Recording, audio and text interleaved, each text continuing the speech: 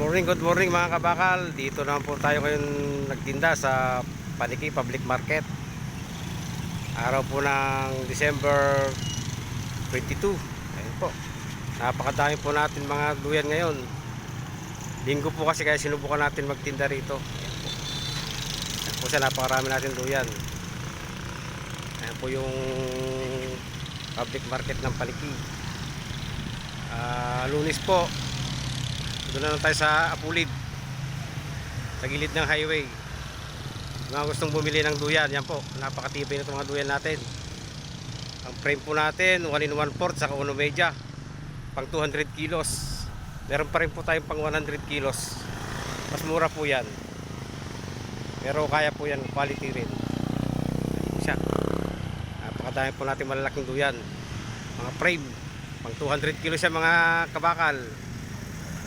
Salamat mga kabakal. Dito naman po tayo sa lilim. Yan po. Kahit saan po ilagay yung duyan natin, pwedeng may lipat-lipat mga kabakal. Yan po siya. Napakadami natin magandang duyan.